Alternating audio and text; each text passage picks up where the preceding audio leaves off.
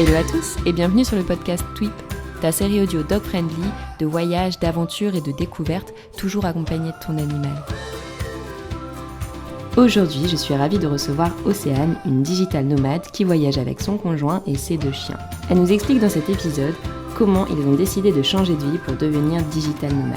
Elle nous partage ses aventures pendant une année passée à parcourir la France en Airbnb. Cet épisode est truffé de bons plans et de belles découvertes pour emmener ces 2 chiens partout. J'espère que ça te plaira et je te souhaite une excellente écoute.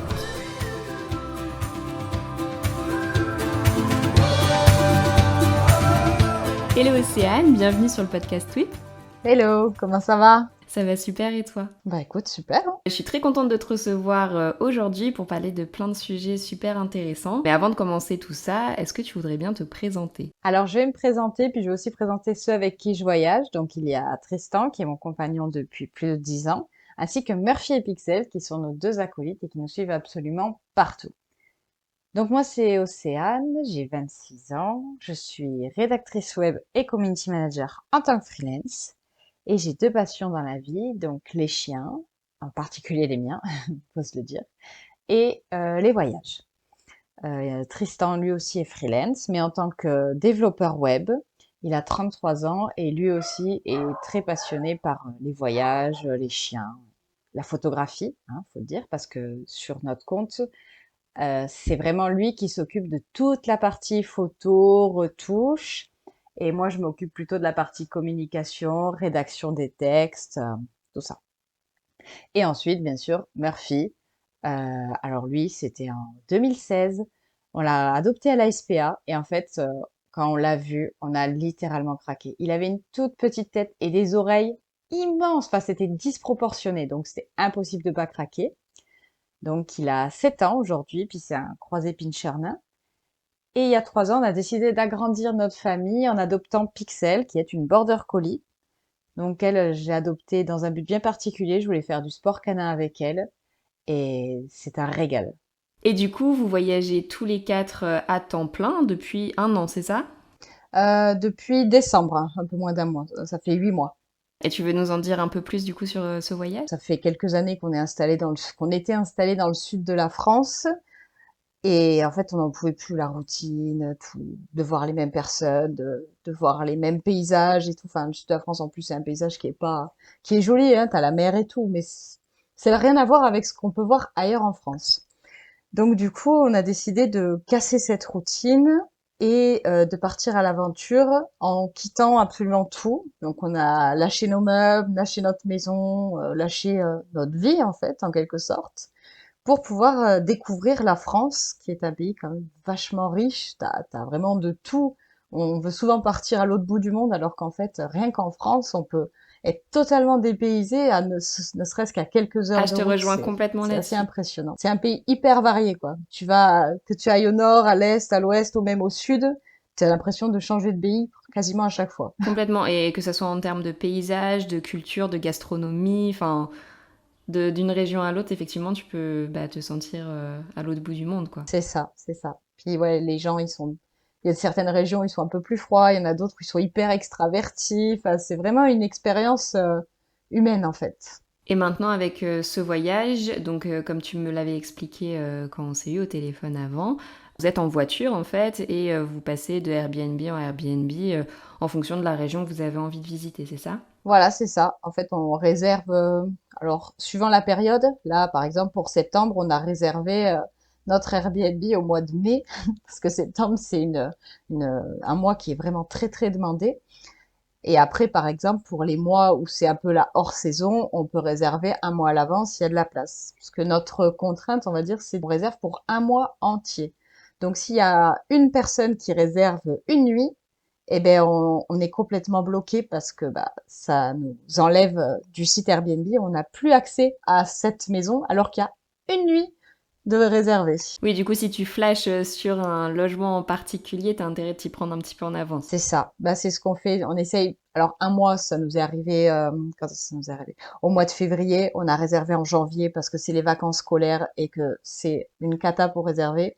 Et du coup, on n'a rien trouvé et on est tombé sur un logement qui nous a tapé dans l'œil. Donc, du coup, on a vite réservé, mais en catastrophe au dernier moment, presque. On s'est dit, bon, bah, Ça fait 2 mois qu'on est parti, déjà on trouve pas comment ça va être la suite. Puis finalement, bah, ça s'est super bien enchaîné parce qu'on a pris le move en fait. Tu n'as pas dit, mais vous voyagez principalement en France.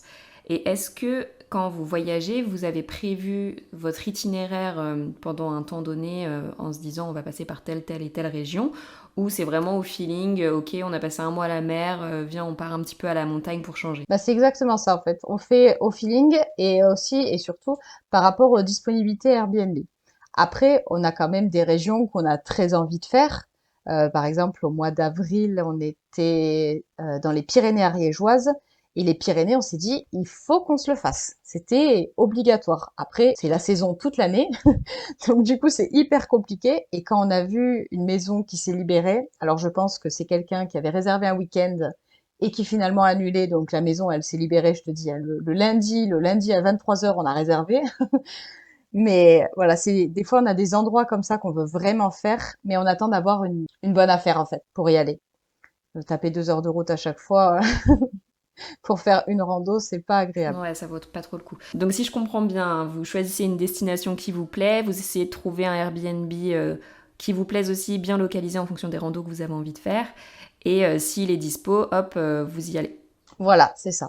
Alors d'abord, on leur écrit quand même parce qu'on n'arrive pas seul. Même il faut savoir que les Airbnb, même s'ils marquent animaux acceptés, nous on demande toujours s'ils sont d'accord parce que les petits chiens sont acceptés la plupart du temps. Il n'y a pas de souci. On dit le chien il fait 6 kilos, aucun problème. Par contre, quand on dit on a un chien de 15 kilos, là les gens ils sont un peu plus réticents. Et pourtant, 15 kilos, c'est pas encore un grand chien. Non, 15 kilos, c'est pas un grand chien du tout. Surtout que franchement, je préfère avoir un chien de 15 kilos comme Pixel qu'avoir un chien de 6 kilos comme Murphy, tu vois.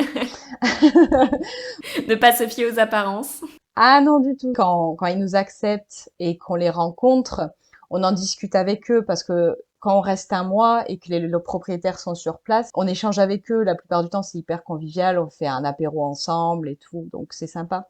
Et justement, on en vient aux chiens. Et il y en a beaucoup qui disent oui, mais les chiens de plus de X kilos, on n'est pas très confiant parce qu'ils abîment plus et tout. Et là, du coup, nous, on fait un peu porte-parole pour les chiens de plus de 20 kilos la plupart du temps. Alors dit, mais vous savez, nous, pour notre expérience personnelle, notre petit chien, donc Murphy, qui fait 6 kilos, on le laisse seul dans un appartement, il détruit tout. Alors que Pixel, qui fait 15 kilos, eh ben, elle est beaucoup plus calme, elle est posée, elle se couche, elle dort. Donc il faut vraiment pas se fier au poids, il faut plutôt se fier au niveau d'éducation, au feeling qu'on a avec les gens. Le poids, en fait, c'est vraiment un indicateur qu'il faut pas prendre en compte parce que ça veut rien dire. Murphy, lorsqu'il est seul, il a tendance à faire des dégâts. Et même s'il est avec Pixel. Alors, en fait, on prend pas le risque quand c'est chez nous, dans notre vrai chez nous, on va dire, on les laissait tous les deux. Parce que quand il y a Pixel, il est plutôt, il se couche, il a pas trop de problèmes à ce point-là. Par contre, si jamais on prend Pixel et que Murphy, on le laisse tout seul, c'est sûr que l'appartement, je sais pas dans quel état on va le retrouver. Parce qu'il fait de l'anxiété de séparation. On travaille dessus, beaucoup. C'est toujours, même malgré le fait qu'on voyage, en fait, on essaye quand même de travailler sur ça. Mais vu qu'on veut pas prendre le risque de détruire, parce que bah c'est pas chez nous, puis il y a une caution vis-à-vis des autres personnes qui viendraient avec un chien, je trouve que ce serait un manque de respect de le laisser détruire ou faire des nuisances sonores. Donc du coup, on essaye de lui le prendre tout le temps. Et tu mets le doigt sur un truc ultra important, je trouve, parce que justement, on est beaucoup à se plaindre qu'il n'y a pas assez de lieux accessibles aux chiens, que les chiens sont pas suffisamment acceptés, etc. Mais généralement, enfin, si un propriétaire a une mauvaise expérience avec un chien qui a saccagé sa maison, je comprends qu'il n'ait pas envie derrière d'accepter de nouveau les chiens. Alors que si, voilà, on fait tous attention à ça, si tu sais que ton chien est destructeur, hurleur, etc., bah tu fais en sorte qu'il fasse pas ça chez les autres. En tout cas, chez toi, ça te regarde et tu fais ce que tu veux, ou en tout cas comme tu peux. Mais si t'as un chien comme ça, oui, le laisse jamais tout seul dans un logement qui est pas le tien, quoi. C'est ça, c'est ça. Sans parler de l'aspect financier, comme tu dis, il y a aussi l'aspect respectueux, en fait. C'est une question de respect pour les propriétaires, pour les futurs locataires qui viendront avec un chien. Nous, notre but, quand on a créé notre compte Instagram, c'était justement de partager que voyager avec son chien, c'est possible. Mais bien sûr, il faut faire quelques concessions. On n'est pas chez soi. Oui, et de toute façon, avec ou sans chien, le respect des lieux dans lesquels on est, Enfin, comme ramasser les déjections de son chien, comme tu laisses pas tes déchets après ton pique-nique sur le bord du sentier de randonnée par exemple. Enfin, ça marche dans les deux sens. Mais je trouve qu'on fait plus souvent le point pour le chien que pour l'humain. On en parlera après de comment on choisit son Airbnb, quelles petites astuces on peut utiliser. Mais avant ça, je voulais revenir sur un petit passage du coup de vos vies, de quand vous avez choisi de vivre en tant que digital nomade avec vos chiens. Comme tu m'en as parlé avant, vous aviez aménagé un van. À la base, c'était ça le projet, d'aménager un van, de partir avec vos deux chiens et d'être digital nomade. Au final, pour plusieurs raisons, ça a changé et maintenant c'est Airbnb. Sachant que la van life est quand même très à la mode, faut le dire. Pourquoi, pour vous, c'était pas un mode de voyage adapté? Oui, alors du coup, pour reprendre, donc en 2019, on a fait donc l'acquisition du van et on a baroudé un petit peu, mais pas trop loin. Je crois que le plus loin qu'on ait fait, c'est 3-4 heures de route, mais on partait quand même assez régulièrement, les week-ends, parfois en semaine, parfois une semaine complète. Mais on n'avait pas pris en compte l'indicatif de la météo. Donc toutes ces fois où on est parti, il faisait quand même beau, même s'il faisait froid, chaud, bref, il faisait soleil ou nuageux, il pleuvait pas. Donc jusque-là, franchement, c'est calé, quoi. Même notre van qui était quand même petit, donc il faisait, je crois, il faisait 2,50 m de long, quelque chose comme ça. Donc il y avait un lit. C'était quoi comme modèle de van? C'était le Renault Trafic H1L2. Ok. Et donc on avait un lit qui n'était pas fixe, qui se transformait en banquette. Une mini cuisine, donc avec un évier et puis une plaque à gaz portative et une table. Donc c'était petit. Après pour tout ce qui était douche, toilette et tout, fallait aller dehors. Donc quand il fait beau, même s'il fait froid, tu te couvres, tu sors, ça va. Et un jour on est parti un peu plus loin et il s'est mis à pleuvoir des cordes, mais vraiment des cordes. Donc, bah, quand t'es seul, ça va. Tu restes dans ta van, tu regardes Netflix, tu chill, quoi. Mais quand t'as deux chiens, bah, il faut les sortir, au moins pour les besoins. Donc, on les a sortis et on s'est rendu compte que déjà, alors, l'odeur du chien mouillé, merci. Dans le petit espace confiné, c'était pas agréable du tout. Ensuite, nos meubles étaient en bois, donc Murphy n'a pas de poils, donc du coup, quand il se secoue, ça fait pas trop de dégâts. Mais par contre, Pixel, quand elle se secoue, elle te refait toute la peinture. Donc, ça a fait beaucoup d'inconvénients. Et en fait, on s'est dit, on va pas pouvoir vivre comme ça. On peut partir un week-end, une semaine maximum, mais vivre à l'année dans ces conditions-là, étant donné qu'on n'est pas décisionnaire sur la météo, ça va pas être possible. Il nous faut trouver autre chose pour continuer à voyager sans avoir la contrainte. Du coup, on s'est dit, on va revendre notre van. En plus, c'était en pleine explosion au niveau des prix et tout. On s'est dit, on va super bien le vendre et on va racheter un grand qu'on va aménager. Sauf qu'on n'avait pas pris en compte que le prix de notre van, oui, il avait augmenté, mais le prix de tous les camions vides avait augmenté aussi. Donc ça, c'est le petit effet confinement, tu vois, ça, ça a fait bumper tous les prix. Donc on s'est renseigné auprès des banques, on s'est dit, bah, on va emprunter, on a tous les deux on travaille, on a un salaire et tout. Et on a reçu, je crois qu'on a fait 4 ou 5 banques, et les 4 ou 5 banques, elles nous ont refusé sous prétexte qu'on avait un statut d'auto-entrepreneur. Parce que auto-entrepreneur, bah, c'est pas un salaire fixe et ils aiment pas. Les salaires, ça fait un mois bien, un mois moins bien, un mois bien, 2 mois bien, 3 mois, voilà. C'est jamais très fixe et ils ont absolument pas confiance. Donc on n'a pas pu emprunter. On s'est dit comment on va faire parce que on n'avait pas les moyens d'investir nous-mêmes sans emprunter. Et c'est Tristan qui a eu l'idée, qui a dit bah écoute, viens on lâche tout et on part en Airbnb, on continue nos auto-entreprises et on part visiter la France en Airbnb avec les chiens. Voilà l'histoire. Ok, donc c'était pas seulement un problème de van qui a fait que vous avez changé de mode de voyage. Enfin, peut-être que si le van avait été plus adapté à une vie à quatre, vous auriez continué de voyager de cette manière. Oui, honnêtement, je pense que Sylvan avait été suffisamment grand pour accueillir ne serait-ce que une petite douche, un toilette, qui ait de l'espace en fait pour bouger. Parce que là, tu rentrais, t'étais sur le lit. Hmm. Donc, s'il y avait de l'espace pour bouger et tout, on aurait continué ce mode de vie et on aurait vraiment été dans la van life à 100%. C'est vraiment le mode de vie qui nous correspond. mais par souci de moyens financiers, on peut pas se le permettre aujourd'hui. Après, ça reste quand même un projet. D'accord, bah c'est super intéressant ce que tu dis là, parce qu'au final, enfin, je pense pour ce genre de projet, c'est important de se poser toutes ces questions en amont, et c'est vrai que des fois, on a tendance à pas se les poser, ou en tout cas, à pas s'imaginer tous ces points-là. Enfin, nous, on a aussi aménagé un van enfin, juste avant le confinement. Pour le moment, on n'a jamais voyagé avec, mais ce que tu dis là, je me suis jamais posé la question de si Floki se secoue, s'il pleut, comment on va faire. Enfin, on a bien pris en compte le fait qu'il était là, tu vois, il a déjà sa place, son petit panier et tout, il est quand même suffisamment grand.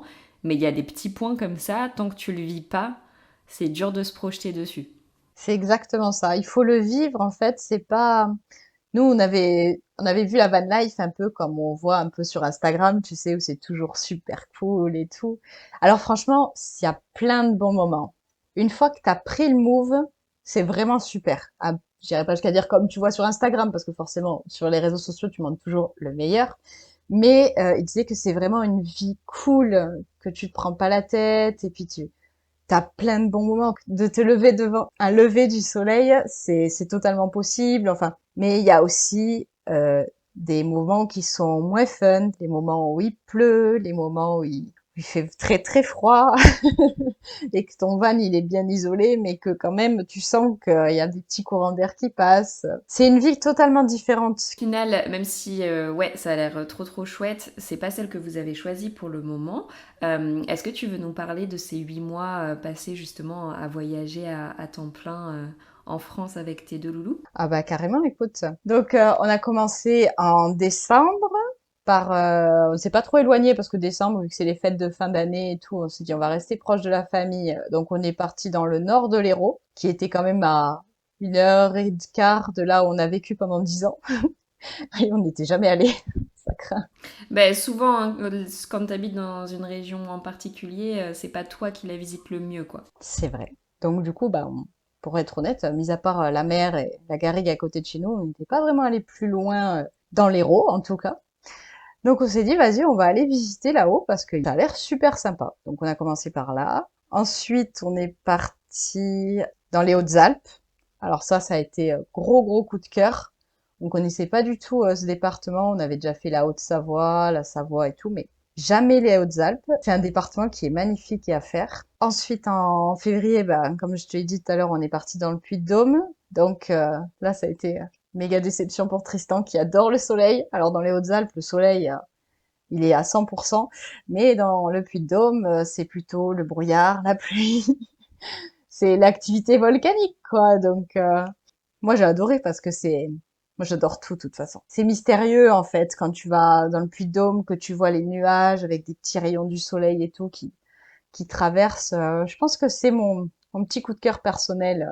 Différent de ce qu'on peut s'attendre. Ensuite, on est parti visiter les monts du Lyonnais. Donc ça aussi, grosse découverte. Alors si tu aimes manger, il faut vraiment aller dans les monts du Lyonnais. C'est la campagne lyonnaise, c'est à la frontière entre la Loire et le Rhône. Ok. Donc t'as Lyon, c'est la grosse ville et tout. Et après, c'est que du verre, des champs et des vaches pour résumer. Donc du coup, tu manges hyper bien. Les gens sont d'une gentillesse, mais même les paysans qui ont pas forcément une bonne réputation par endroit, bah là, ils sont vraiment super sympas. Genre ah ben venez, vous allez goûter ça. Vous avez déjà vu ça? Allez venez. Alors peut-être qu'on faisait un petit peu citadin, donc c'est pour ça qu'ils nous ont dit allez venez, je vais vous montrer à quoi ça ressemble une vache. Ça a été vraiment un coup de cœur gastronomique. Je crois qu'on a beaucoup trop mangé. Les chiens aussi, C'est d'ailleurs. quoi les spécialités là-bas? Alors, le fromage. Ah là là, le fromage. Une folie. Fromage de vache, particulièrement. Ok. Donc, il y avait des petits bouchons, la tome. Quand tu vas manger au restaurant, ils te servent des plats de fromage. Donc, du coup, tu manges de tout. Tu sais même pas ce que tu manges, mais tu le manges. Ensuite, il y a... Alors, si t'aimes le sucré, tu as la praline. La praline, c'est une spécialité. Alors là, ça, je m'en suis gavée. J'ai même mangé une glace à la praline. C'est hyper sucré, mais qu'est-ce que c'est bon! Ensuite, t'as le saucisson lyonnais. Donc ça, c'est un saucisson cuit dans de la brioche. Alors moi, j'en mange pas parce que je suis végétarienne, mais Tristan, il s'est éclaté le ventre. Et après, bon, il y a plein d'autres spécialités, mais on va dire que c'est celles qui sont le plus connues, celles qu'on nous a. Mais tu vois, ça revient sur ce qu'on disait au début, enfin, à quel point les régions de France sont vraiment riches, que ce soit voilà, au niveau des paysages, de la culture, de la gastronomie, etc. Et taille de Paris en Normandie, tu peux déjà complètement voyager, quoi. Exactement. Et du coup, après Lyon, On a traversé la France parce qu'on a enfin trouvé notre logement dans les Pyrénées. Donc du coup, on a fait Lyon-Pyrénées, hein, ça faisait 6 heures de route quand même, mais on est allé dans les Pyrénées ariégeoises à côté de Foix. Foix, on était peut-être un petit peu haut pour tout ce qui est les belles randos avec les lacs d'altitude et tout. Il faudrait descendre ouais, un peu plus bas. J'aurais pas de nom de ville à donner, mais un petit peu plus bas que Foix quand même. Et là, ça a été une super découverte aussi parce que vu qu'on s'était au mois d'avril, la neige avait quand même pas mal fondu, donc on a pu accéder à nos premiers lacs d'altitude du coup. Enfin, c'est des étangs là-bas, c'est des étangs d'altitude. Et au niveau rando, alors là, on s'est régalé. Mais au niveau météo, tu vois, comme je disais, avec un van, ça aurait pas été possible parce que sur 30 jours, on a eu peut-être 20 jours de pluie. Et puis ensuite, en mai, on est parti dans le Nord Ardèche, à côté, enfin le Nord, le centre Ardèche, au Cheylard exactement. Ça a été un nouveau coup de cœur mutuel cette fois-ci, parce qu'on connaissait très bien l'Ardèche du Sud, et ça ressemble beaucoup au Gard, l'Hérault. C'est les Cévennes.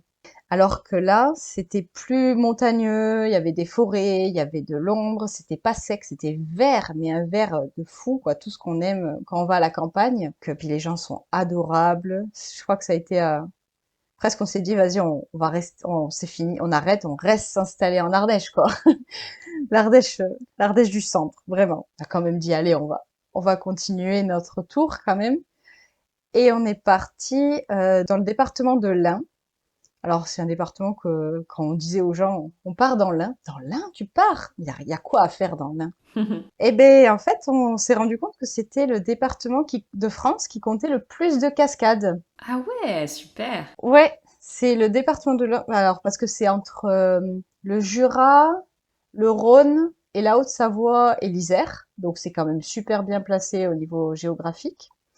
Et c'est l'endroit où il y a le plus de cascades en France. Donc, on s'est dit, trop bien, on va faire plein de cascades. Sauf qu'on n'a pas pris en compte la canicule. Il y avait beaucoup de cascades qui étaient quand même sans eau. Donc, on s'est quand même pas déplacé pour voir des falaises vides. Mais on en a vu quelques-unes avant que la canicule nous tombe dessus. Et c'est vrai que c'était vraiment très, très beau. Et pareil, c'est beaucoup de champs, de forêts, des petites routes de campagne. Enfin, c'est vraiment un joli département qu'on n'a pas pu vraiment beaucoup visiter parce que bah il faisait hyper chaud. Et puis avec les chiens, la chaleur, même si c'est pour faire des trajets en voiture, c'est pas agréable. Par contre, ce qui est bien dans l'Ain, c'est qu'il y a beaucoup plus d'endroits qui autorisent les chiens. D'accord. Par exemple, on a fait une grotte. Comme je disais tout à l'heure, Murphy, on peut pas le laisser seul. Donc du coup, il fallait qu'on trouve un moyen pour le prendre. Et en les appelant, en fait, ils nous ont dit que les chiens étaient acceptés, mais uniquement dans un sac ou au bras. D'accord. Donc, il fait 6 kilos. On s'est dit, allez, on l'embarque. Et Murphy, du coup, est venu visiter la grotte avec nous. Et c'est là qu'on s'est rendu compte, en fait, que peut-être, pendant les 6 premiers mois de notre voyage, on aurait pu faire plus d'activités autres que la randonnée. Ah, complètement. On disait, les chiens, ils sont pas acceptés. On va faire que des randos, tout ça, où les chiens sont tolérés tout le temps. Et en faisant cette grotte, ça nous a ouvert la possibilité de faire d'autres activités qu'on se privait. Et c'est là qu'on a vraiment commencé à interagir sur Twip, justement, en mettant absolument tous les lieux qu'on avait recensés qui autorisaient les chiens. Et ce qu'on faisait pas forcément avant, parce que bah, les randonnées, tout ça, bah, tout le monde peut les trouver. Et là, on a mis les restos, on a mis la grotte, les châteaux, on a visité plein de choses. Alors parfois, les châteaux, des fois, ils sont autorisés aux chiens en général, donc on prenait les deux. Mais par contre, quand il y avait que des petits chiens autorisés, on prenait Murphy au bras et ça se passait super bien. Et par la suite de notre aventure, donc on a un nouveau sac pour mettre Murphy dedans. Et là, par contre, on va faire chauffer l'appli. Trop bien, bah on a hâte. Mais c'est vrai que voilà, sur l'application, il y a un onglet aussi, donc culture. par exemple, pour faire des nouvelles activités, tu vois, au-delà des hébergements, des restaurants. Et c'est vrai que j'ai découvert pas mal de grottes qui sont accessibles aux chiens. J'ai l'impression qu'il y en a beaucoup plus que ce qu'on imagine. Des forteresses, des châteaux. Les châteaux, généralement, au moins les jardins sont accessibles. Et c'est vrai que ça peut être très sympa d'au moins pouvoir visiter ça. Et trop cool si tu ajoutes tous les tiens, ça va donner plein de nouvelles idées aux personnes qui sont dessus. Ah bah là, en septembre, on garde encore un peu la destination secrète, mais en septembre, elle va chauffer, ouais. Et du coup, après l'Ain, où est-ce que vous êtes parti? Après l'Inde, donc du coup, l'Inde, c'était en juin. Et là, on est arrivé à notre plus gros problème, la saison estivale, donc juillet-août. Ok, Et juillet-août, il faut savoir que déjà, bah, les prix, comme ce soit les Airbnb, les hôtels, les campings, tout, bah, ça double, ça triple, voire plus parfois. Donc, on a cherché malgré tout, on s'est dit, allez, on va aller dans des endroits reculés, que personne ne va l'été. Eh ben, tout le monde part partout. Donc, soit les propriétaires, ils voulaient pas louer au mois, parce que bah, forcément, c'est moins avantageux pour eux. bien sûr. Soit ils louaient un prix à la semaine qui était totalement inabordable quand on veut vivre et pas juste passer une semaine de vacances. Donc, du coup, on a pris la décision de retourner chez la mère de Tristan, dans le sud de la France, là où on a vécu pendant toutes ces années, pour la saison estivale. Et septembre, par contre, on va repartir, mais on a pris cette décision plutôt que de dépenser tout ce qu'on gagnait, en fait, dans des logements qui étaient en plus parfois limite.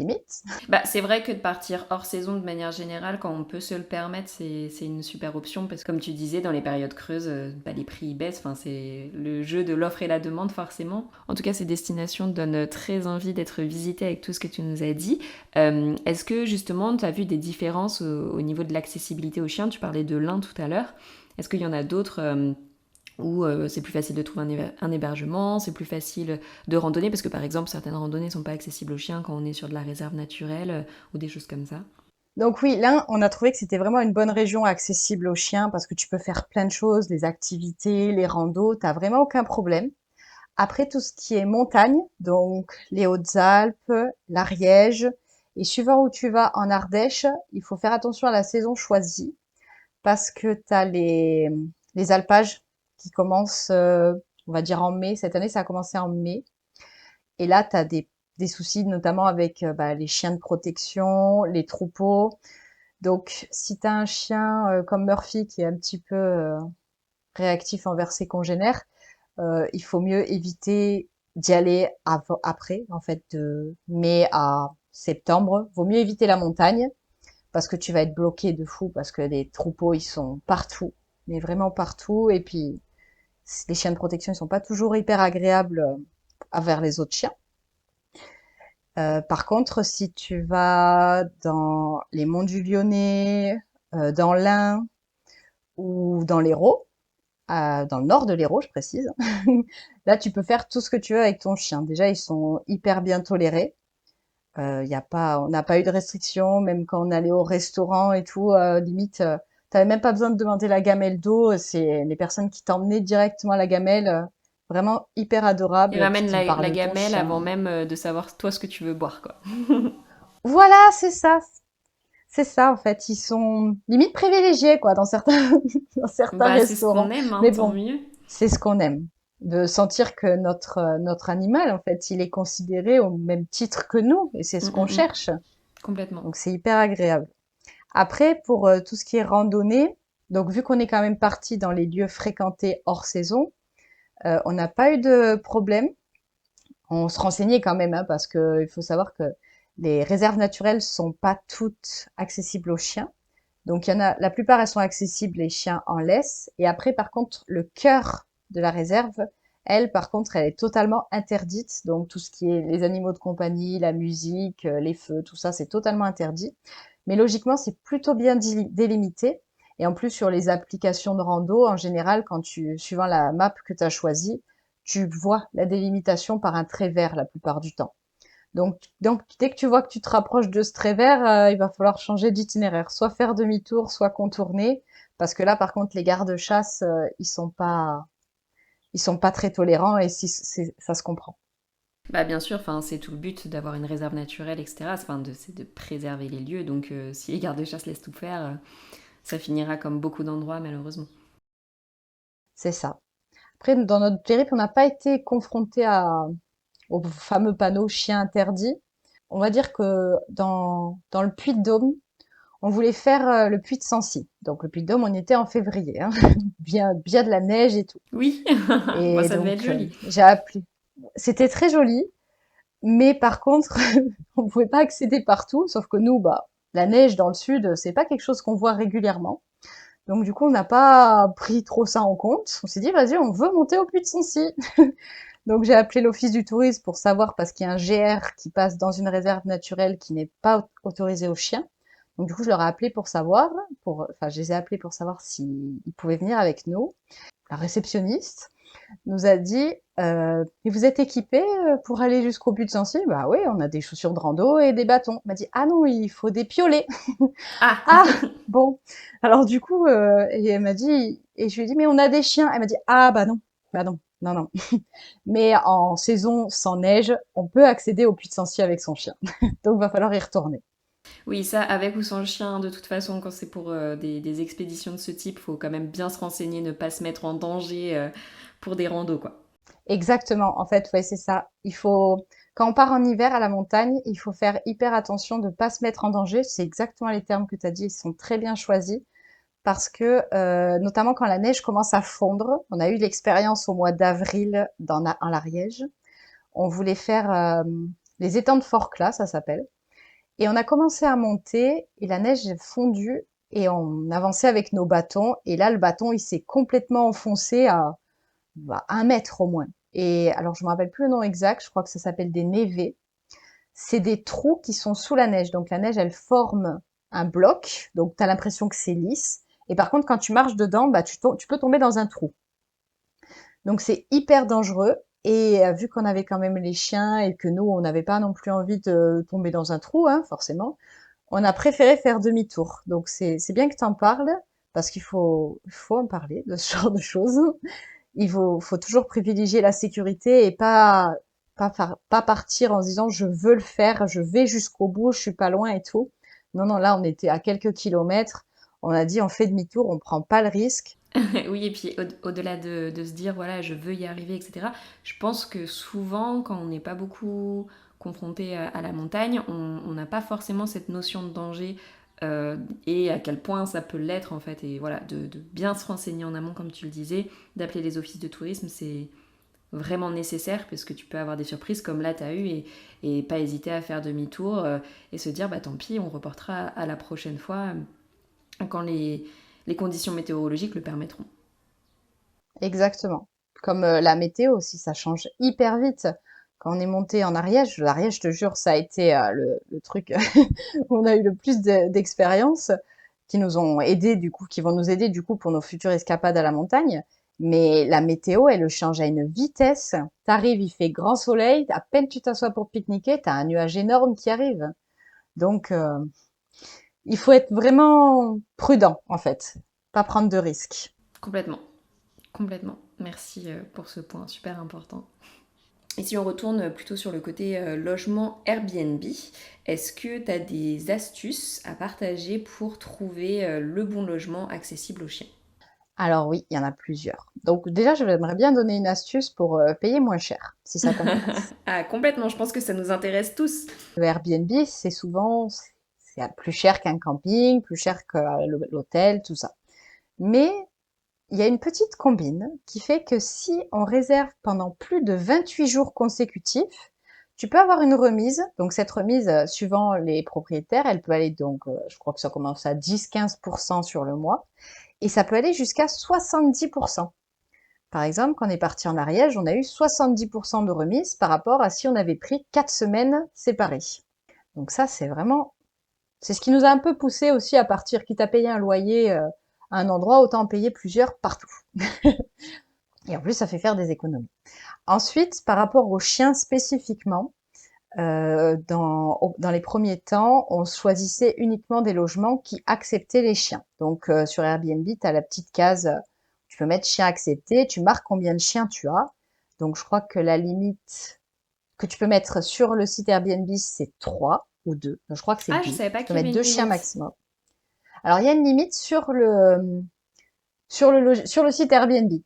Après, ils te disent que si tu as plus de 2 chiens, il faut discuter avec les propriétaires pour voir s'ils sont d'accord ou pas. Mais Airbnb, lui, il te propose 2 chiens maximum. Et d'ailleurs, c'est super bien fait comment ils ont modifié leurs termes de recherche, puisque maintenant c'est plus un filtre avec animaux ou quoi, c'est vraiment dès que tu recherches un lieu, tu mets le nombre d'humains et le nombre d'animaux si t'en as.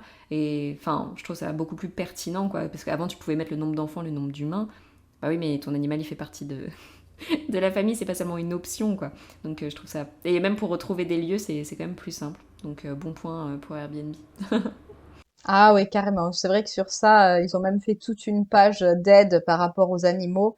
Ils sont vraiment pris en compte que le chien n'était, comme tu dis, pas une option, mais bien un membre à part entière de la famille. Et c'est vraiment bien fait. Quand on a commencé, ça y était pas, ça, cette option. Ça s'est mis au fil du temps. Donc c'est très très bien. On a toujours choisi des logements qui acceptaient les chiens, donc avec ce fameux filtre. Et dans nos échanges, on mentionnait toujours qu'on en avait 2 parce que même si les logements acceptent les chiens, on trouvait ça plus respectueux envers les propriétaires de leur stipuler qu'on venait avec eux. C'est pas parce qu'ils acceptent qu'on arrive, on débarque, on a 2 chiens, t'as pas le choix. Et on faisait une annonce pas en disant bonjour, on a un chien de 6 kilos et un chien de 15 kilos. Ça, c'est une annonce que je ne conseille pas parce que les gens ils vont dire oula, ça, ou même si vous avez un chien de 40 kilos, ils vont faire oula, il y a un gros chien et tout, je le prends pas. Non, il faut vraiment tourner son annonce pour essayer de vendre comme quoi les chiens ils sont super. Nous on dit on a un petit pincher nain en plus c'est vraiment, ça veut rien dire, Il mais rentre dans la on le poche. dit quand même. Voilà, un petit pincher nain et une border collie. En plus, border collie, tu vois, ça fait bien. Ils sont très bien éduqués.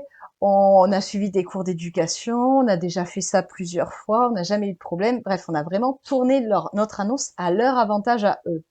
Et on a essuyé un seul refus depuis parce que la dame, elle voulait pas de gros chiens. Alors pour elle, un border collie, c'est un gros chien, faut dire. Je pense que plus de 10 kilos pour elle, c'est trop gros.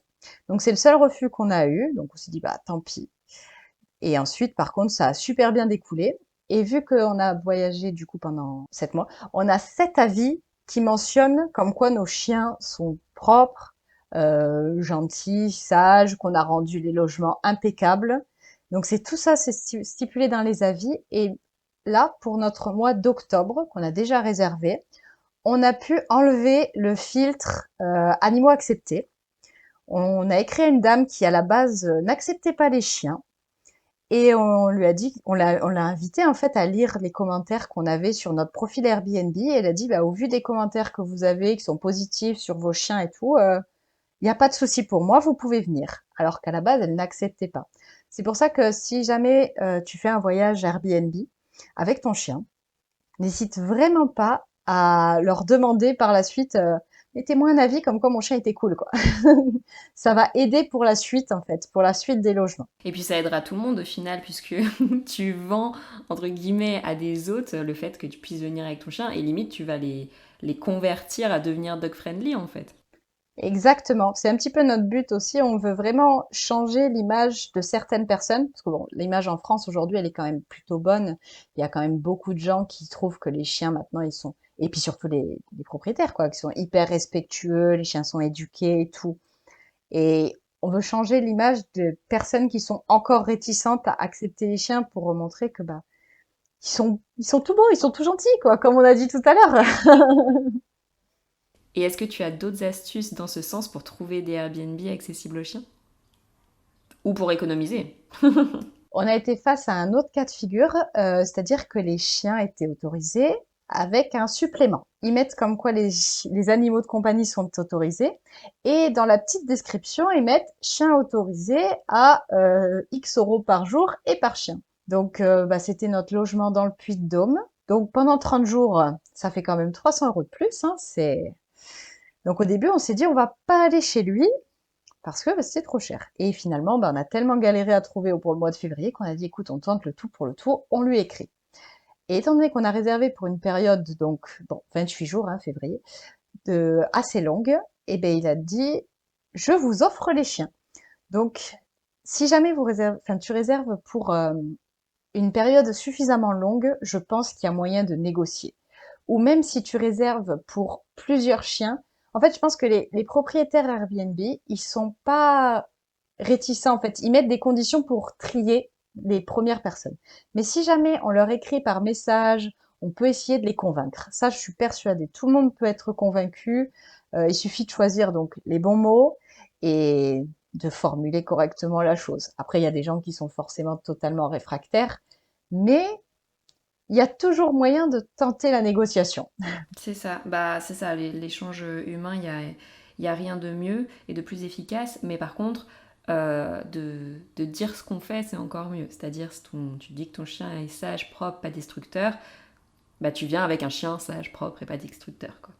Exactement. Alors ça, surtout, faut surtout pas mentir, parce que bah ils vont le savoir hein, déjà. Vous dites mon chien est propre, je suis moi-même très propre, et que le propriétaire il se retrouve avec des crottes dans son jardin, des poils partout et un canapé arraché. Là, la vision qu'ils ont du chien, elle va prendre un sacré coup, quoi. C'est ça. Ok, trop bien. Bah, merci pour ces astuces qui sont très précieuses, je pense, et on devrait tous les connaître. Donc, tu réserves au mois pour faire des économies, tu demandes des commentaires, notamment sur tes chiens positifs, si l'expérience a été positive, et comme ça te permet de pouvoir aller voir d'autres personnes qui à la base n'étaient pas tolérées aux chiens si tu galères à trouver quelque chose de dog-friendly à la base sur Airbnb.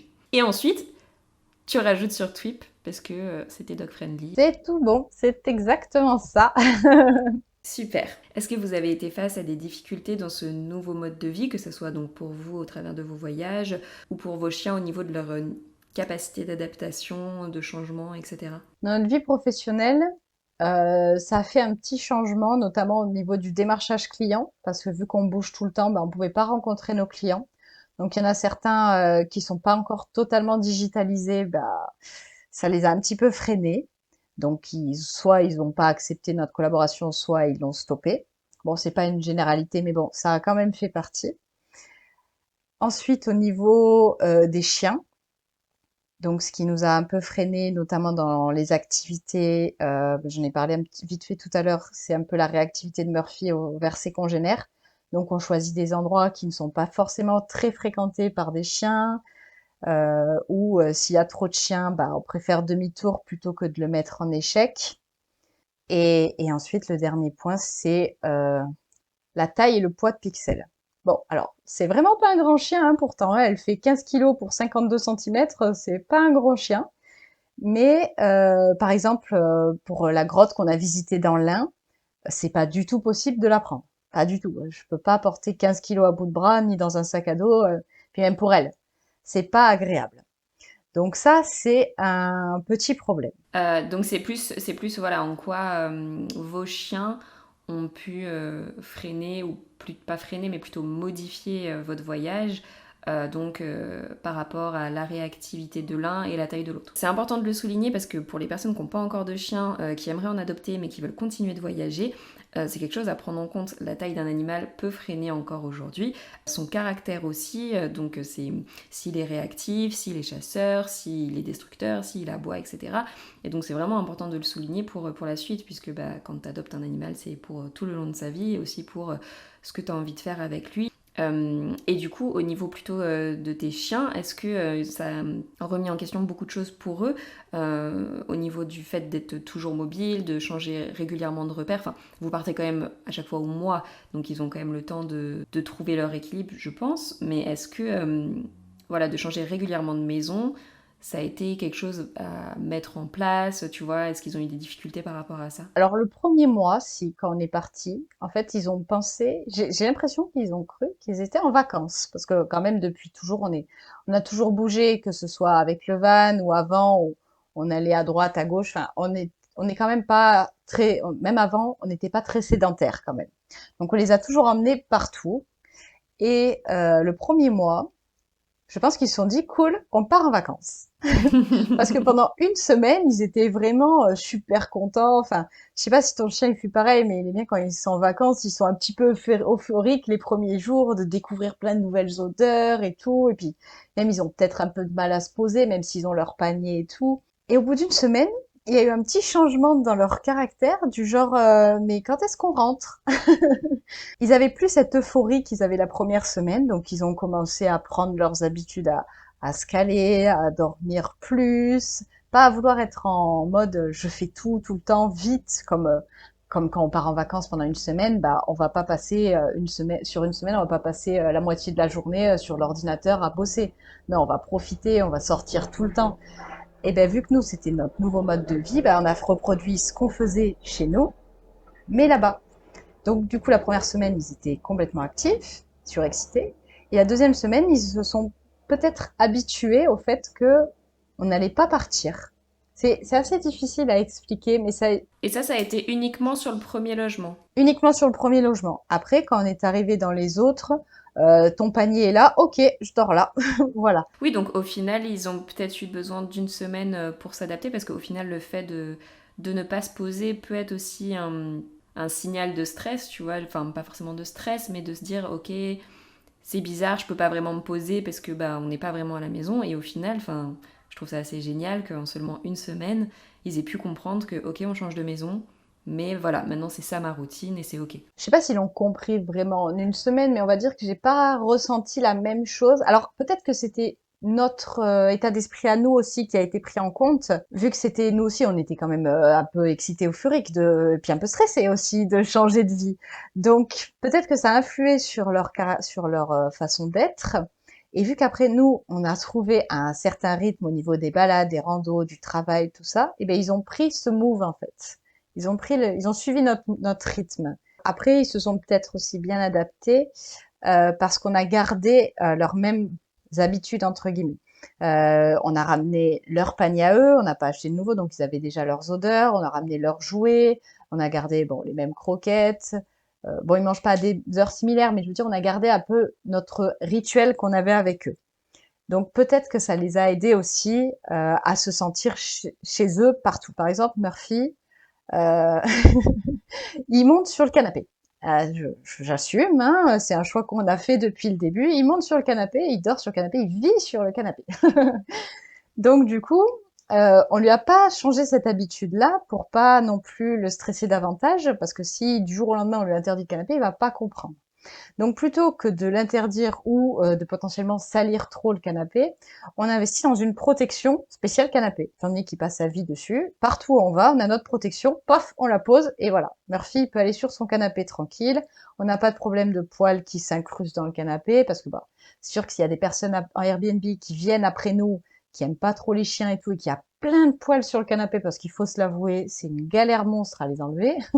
C'est pas hyper agréable. Donc pour que ce soit agréable pour tout le monde, aussi bien pour lui que pour nous, que pour les futurs locataires, la protection de canapé, ça a été un de nos premiers investissements. Ouais, trop bien. Et ça permet de continuer de respecter les lieux où tu vas. Bah, super conseil encore. T'es vraiment l'expert du Airbnb avec son animal, j'adore. Ah, ça y est, on est passé au cap expert. Génial. Écoute, je pense que j'ai fait le tour des questions que j'avais à te poser sur toutes ces thématiques. C'était vraiment trop intéressant. Merci beaucoup pour ça. Est-ce qu'il y a d'autres choses dont on n'aurait pas encore parlé que tu aurais envie de partager ici? Bah, écoute, si j'ai un dernier conseil à te donner, puis à toutes les personnes qui t'écoutent, bah, c'est qu'il faut vraiment suivre ses envies, poursuivre ses rêves, même si parfois on se met des barrières parce que bah on est dans une période difficile, notre travail nous plaît pas, notre vie nous plaît pas, en fait. C'est exactement ce qu'on a eu, notre vie ne nous plaisait plus. Eh bien, il faut prendre le risque parce que finalement, même si au début c'est difficile, on peut se retrouver face à certaines contraintes et tout, mais l'aventure, elle en vaut tellement la peine que aujourd'hui, bah, je pense même plus aux craintes que j'ai eues quand on a tout quitté. Aujourd'hui, je vis pleinement notre aventure, Tristan aussi, les chiens aussi. On est vraiment à fond dans notre truc. Et je pense que si on n'avait pas pris ce petit risque, on serait toujours dans notre vie qui nous convenait pas. Donc vraiment, n'hésitez pas à prendre des risques pour changer votre vie et en faire faire la vie que vous avez envie, quoi. Faut bouger. Merci beaucoup pour ces mots.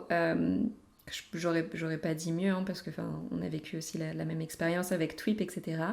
Donc merci beaucoup, merci pour ce chouette moment et pour tous ces conseils. Et je te souhaite une bonne journée et je te dis à bientôt. Bah écoute, avec plaisir. C'était vraiment sympa d'échanger avec toi. Et puis, je te souhaite une belle journée à toi aussi et à très vite.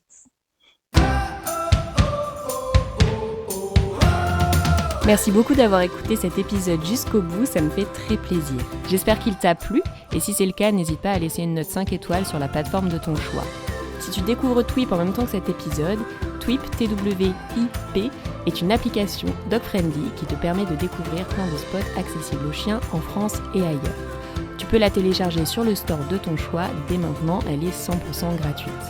On propose également un guide de voyage pour avoir toutes les astuces pour emmener son chien facilement avec soi, que tu retrouveras sur notre site internet www.twip-app.com. En attendant, nous on se retrouve sur l'Instagram de Twip pour faire connaissance et je vous dis à très bientôt.